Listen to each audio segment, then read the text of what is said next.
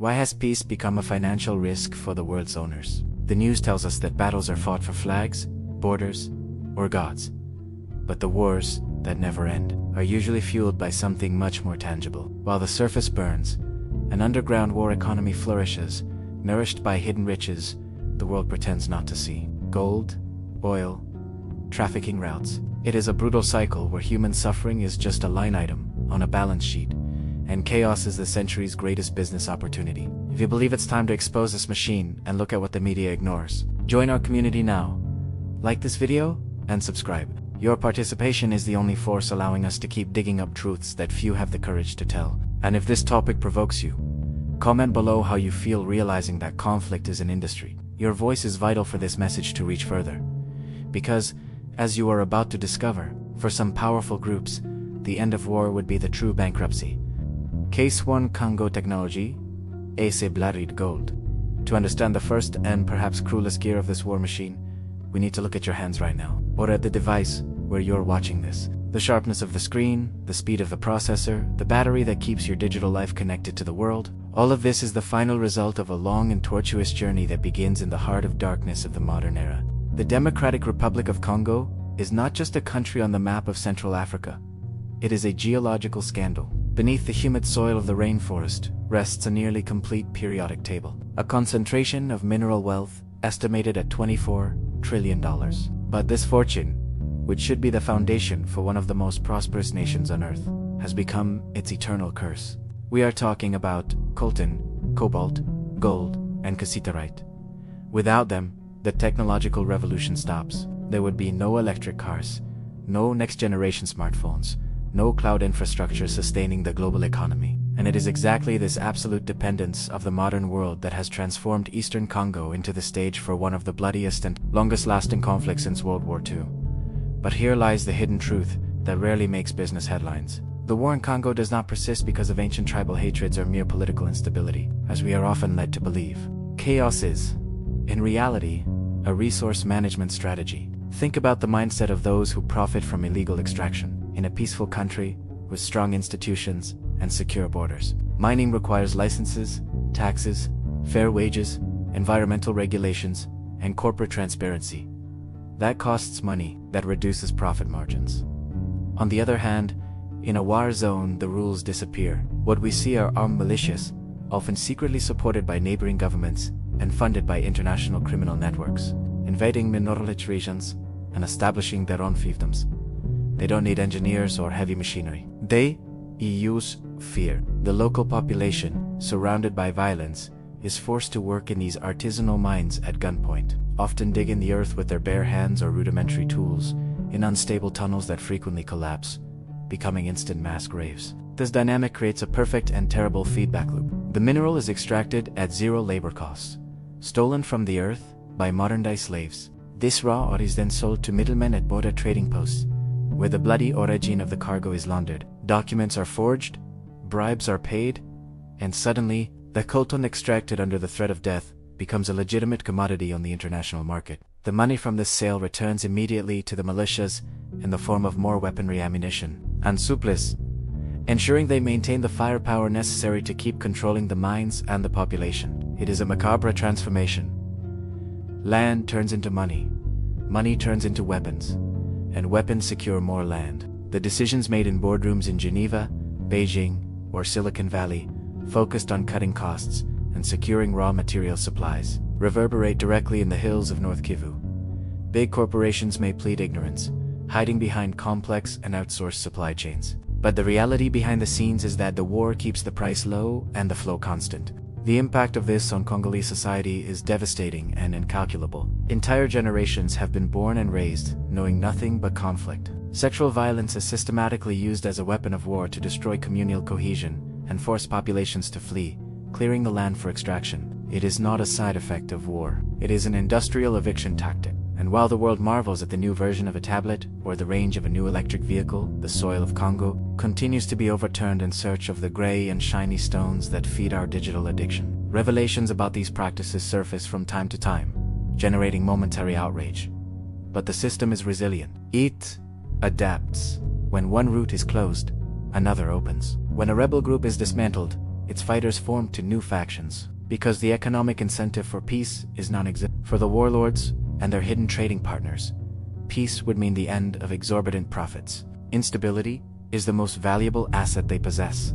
As we look at this scenario, we are forced to confront the fact that our modernity is subsidized by suffering. There is a direct line, invisible but unbreakable, connecting the device in your pocket to a child descending into a dark pit in Africa. This is the financial architecture of brutality. It is not a bug in the global system. It is a feature of it. Where there is chaos, there is opportunity for the unscrupulous. And as long as there is this insatiable demand and this convenient blindness on the part of consumers and regulators, the guns will keep firing in Congo. The fortunes that flourish in chaos are too vast to be abandoned in the name of morality. Now I want to go even deeper into this subject, exploring how this logic of profit through conflict is not limited to solid minerals, but extends to substances that alter the mind and destroy entire societies in another way. If you manage to visualize the real weight that exists behind the technology we use every day, leave a comment below with just a phrase: the real cost. Congo to Afghanistan, the Opium War. If Congo's wealth is cold, hard, and metallic, extracted from living rock, the fortune that sustains the chaos in Afghanistan has a deceptively fragile and ephemeral appearance. We are leaving the deep mines of Africa to walk through the fertile valleys of Helmand and Congo, where, during the spring, the landscape is dyed a vibrant pink and white. Te, poppy, a delicate flower, whose milky resin has been, for the last 4 decades, the high-octane fuel for one of the longest and most complex wars in human history. Afghanistan is often called the graveyard of empires, where the British, Soviets, and Americans saw their military ambitions crumble. But this historical narrative omits a fundamental hidden truth. The country is, in fact, the garden of global vice. During the Soviet occupation in the 80s, the Mujahideen resistance quickly realized that faith and ideology could recruit soldiers, but it was opium that bought the Kalashnikov rifles and Stinger missiles. It was there that the seed of the narco-economy was planted, taking roots so deep they would survive any change of regime, flag, or constitution. The transformation of an agricultural nation into a narco-state does not happen by chance. It is a matter of survival and brutal economic pragmatism. For the Afghan farmer, squeezed by drought, lack of infrastructure, and the constant threat of bombings, the decision to plant poppy instead of wheat or saffron is not moral, it is mathematical. Opium doesn't rot. Opium is lightweight and easy to transport along mountain trails where trucks cannot pass. And, most importantly, opium has guaranteed buyers who pay in cash upfront. It is the perfect war harvest. While the international community poured billions into eradication and alternative development programs, behind the scenes, the reality was much more cynical. Local warlords, many of whom were strategic allies of Western forces in the fight against terrorism, were simultaneously controlling the trafficking routes. Military intelligence knew, governments knew, but the priority was immediate stability, and turning a blind eye to trafficking became the political price to pay for temporary alliances. This complacency allowed the heroin business to become the country's true infrastructure. We are talking about an industry that, at its peak, represented a colossal slice of the national GDP. Every phase of this process generates profit for the conflict. The farmer pays a protection fee to plant. The lab that refines opium paste into heroin pays a fee to operate. The trafficker crossing the border into Iran or Pakistan pays exorbitant tolls to the insurgents controlling the roads. It is a parallel taxation system, efficient and relentless. The Taliban, for example, operated 4 years as a drug cartel disguised as a religious movement, collecting hundreds of millions of dollars annually just by taxing this supply chain. This money didn't build schools or hospitals. It bought explosives, paid fighters salaries, and bribed government officials in Kabul, ensuring the war continued indefinitely. The impact of this is that the conflict became self-sustaining. It no longer needed external funding. It generated its own revenue from the very soil it occupied. The journey of this drug, leaving the mountains of the Hindu Kush to reach the veins of an addict in London, Moscow, or New York, is a route paved with bribes and blood. International criminal networks intertwine with terrorist groups, creating a symbiosis where terror protects trafficking and trafficking funds terror. Revelations about the involvement of high-ranking figures in the drug trade showed that corruption was systemic, transforming state institutions into facilitators of organized crime. The war on terror mentality often ignored the war on drugs, failing to realize that, in that context, they were the same war. by trying to fight the insurgency without dismantling the opium economy. World powers were trying to put out a fire while inadvertently supplying the gasoline. And even when regimes change, when foreign troops leave and silence seems to return, the poppy fields remain there, swaying in the wind, ready to finance the next round of violence, whether internal or exported. But what makes the case of Afghanistan even more disturbing is the realization that this wealth does not stay in the country. Most of the added value of heroin is generated outside Afghan borders in global distribution networks. The farmer gets pennies, the warlord gets thousands, but international crime syndicates profit billions. Afghanistan is left with the dead, the addicts, and the poisoned land, while the real profit flows into the global financial system, washed through banks in tax havens and luxury real estate investments. War keeps the commodity price stable and the supply secure. It is a machine that grinds up human beings to produce illicit capital. Analyzing this requires a shift in perspective. We need to stop looking at these conflicts merely as diplomatic failures and start seeing them as high-return business ventures. As long as opium is the strongest currency in the region, peace will always be bad business. Now I want to go even deeper into this subject, leaving the mountains of Central Asia behind and turning to a region where wealth does not grow on the surface, but bubbles up from the depths, igniting entire generations with a promise of absolute power and eternal fire. If the complexity of this vicious cycle made you see war in a new light, write in the comments just the word cycle. Case 3, Middle East. The oil that ignited generations. If the mountains of Afghanistan hide the economy of ice, and the forests of Congo conceal the blood of technology, the deserts of the Middle East hold something even more visceral. A substance that not only funds wars, but has designed the very map of the modern world, and dictated the rhythm of civilization for the last century. We leave behind the fragility of flowers, and dive now into the toxic and flammable viscosity of black gold. Beneath the scorching dunes rest oceans of fossilized energy, colossal reservoirs representing the greatest concentration of geopolitical power on the planet. But this geological blessing, which could have transformed the region into a beacon of human development, manifested itself as a relentless curse. The history of the modern Middle East is not a narrative of organic nations that grew over time. It is a story of artificial borders, drawn with a ruler and pen on maps spread over oak tables in Europe, ignoring tribes, cultures, and religions with a single goal in mind: to ensure the uninterrupted flow of oil to the industrialized West. This extractivist mindset planted the seeds of perpetual conflict. Decisions made almost 100 years ago continue to reverberate today with the force of explosions. What we see on the surface: dictatorships, fundamentalism, civil wars are often symptoms of a deeper pathology linked to land ownership. Who controls the well controls the state. Who controls the pipeline has their hand on the valve that can shut down the economy of entire countries. This dynamic creates a specific type of tyranny. In nations where wealth springs from the ground rather than from the people's labor, the government does not need the people. It doesn't need to levy direct taxes, so it doesn't need to offer representation. It only needs a loyal army to protect the extraction infrastructure. Oil funds the security apparatus that suppresses dissent, creating armored regimes that only fall when the barrel price collapses or when external forces decide it's time for a change in management. The journey of these nations is marked by cycles of brutal repression followed by chaotic power vacuums, where the final prize is always control of the export taps. The hidden truth, which often escapes the superficial analysis of TV news, is that oil doesn't just fund regular armies. It is the oxygen of insurgent and terrorist groups. During the height of recent conflicts in the region, we saw something that defies conventional military logic.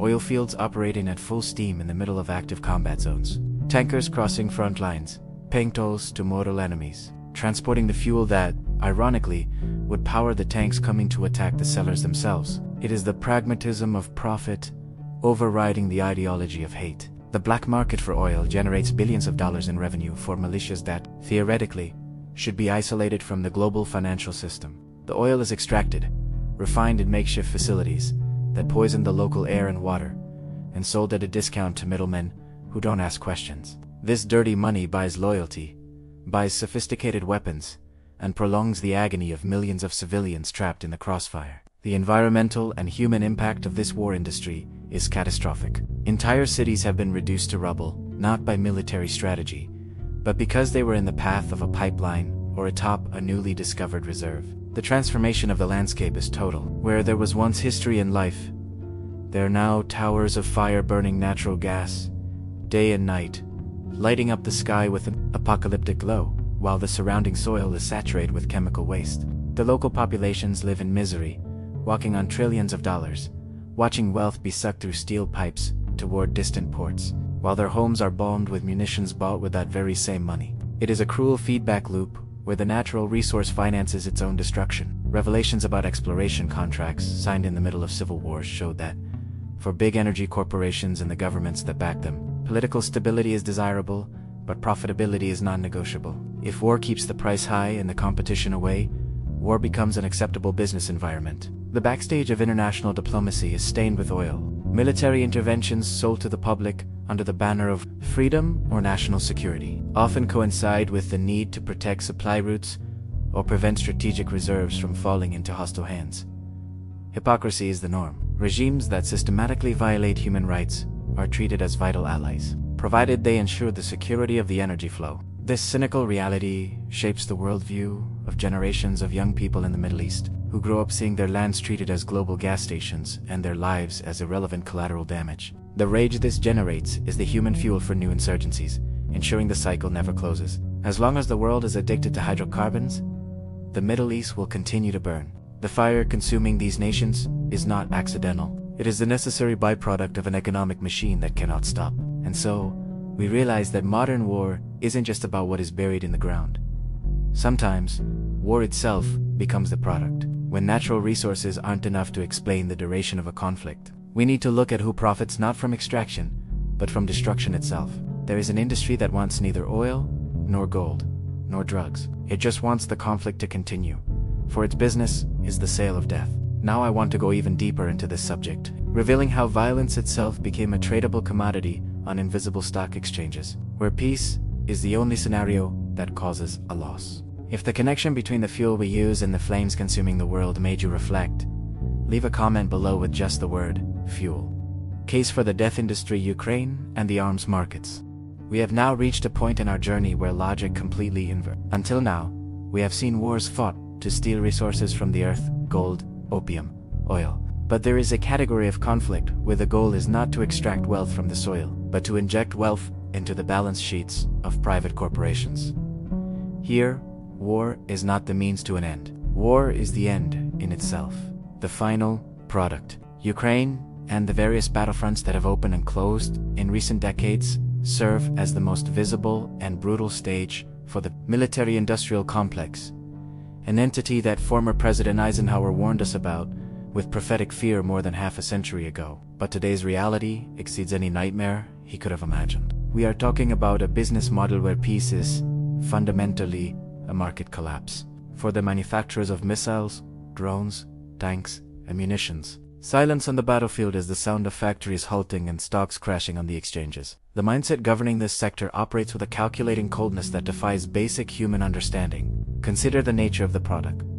A weapon is the only consumer good designed to destroy itself or its target, requiring immediate replacement. It is planned obsolescence, taken to its most violent extreme. When a $2 million missile is fired, it vanishes in a cloud of fire and shrapnel. Taxpayer money evaporates in seconds, turning into smoke, and, instantly, the demand to manufacture another is created. It is a cycle of perpetual consumption, funded by public debt and fear. Decisions regarding the shipment of military aid packages, often celebrated as acts of international solidarity, carry an uncomfortable hidden truth behind the scenes.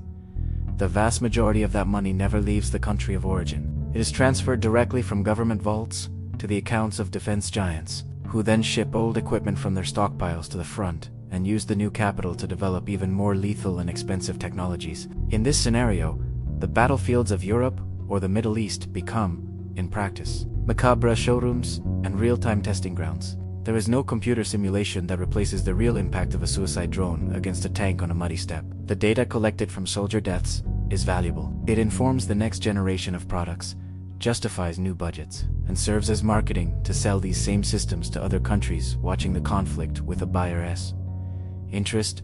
Modern war is a trade show where performance is measured in casualties. Revelations emerging from these conflicts show that, often, equipment effectiveness is secondary to signed contracts, and the political lobbying exercised in the corridors of power in Washington, London, or Moscow. Foreign policy becomes held hostage by the need to keep production lines active. If there are no enemies, they must be invented or, at the very least, cultivated. But the darkest aspect of this industry is not the legal trade. But what happens in the shadows? In the parallel markets that flourish as soon as the first shot is fired. History teaches us, repeatedly, that weapons sent to conflict zones rarely remain in the hands they were intended for. They leak. They flow like water through invisible routes. Assault rifles sent to fight for freedom in one decade are found in the hands of cartels, terrorists, and warlords in the next, often turned against the very countries that manufactured them. It is the phenomena of blowback, the historical ricochet. There is a clandestine journey for every crate of ammunition. A grenade launcher might start its life in a state warehouse, be sent to an allied militia, be captured by the enemy, sold on the online black market, and end up detonated in a bank robbery on another continent. The chaos of war is a perfect cover for arsenal diversion. The lack of traceability is not a management failure. It is a convenient feature that allows the business of death to continue operating without moral or legal responsibility. The impact of this on global stability is corrosive. We are saturating the planet with tools of destruction that will outlast the political conflicts that justified their creation. An AK-47 made in 1980 still kills perfectly well today. We are planting fields of metal that will harvest lives for generations. The transformation of entire economies into permanent war mode creates a vicious dependency. Entire cities depend on the bomb factory to employ their citizens. Universities depend on military grants for their research. Culture is militarized, normalizing violence as the first and only solution to international disputes. For shareholders watching the charts rise while cities burn, war is just market volatility to be exploited. They don't see blood, they see dividends. And as long as this logic of profit dictates the rules of the geopolitical game, peace will always be treated as an anomaly, an unwanted interval between two record-breaking billing opportunities. As we understand that war is, above all, a for-profit enterprise, the pieces of the puzzle begin to fit together in a disturbing way. It is not diplomatic incompetence that prevents us from achieving world peace. It is the commercial success of war. The system works exactly as designed. It transfers wealth from the base of the pyramid to the top, using conflict as a pumping mechanism. Now I want to go even deeper into this subject, synthesizing everything we have seen so far to understand what this means for the future of humanity and for our own perception of reality. If the idea that war is a manufactured product changed your view on current conflicts, leave a comment below with just the word industry. Wars don't survive by accident. They are cultivated. From the blood-soaked soil of the Congo to the glass-walled offices of Wall Street. The raw truth is that conflict is a currency, and now you know exactly who is printing it. If you seek to understand what truly moves the pieces on the global board and value analysis that goes beyond the obvious, subscribe to the channel. Our investigation is just beginning, so I can know who truly had the stomach to face this reality until the end. Leave a like and write in the comments just the phrase, "The truth emerges." The machinery of power is vast, and there is still much to reveal.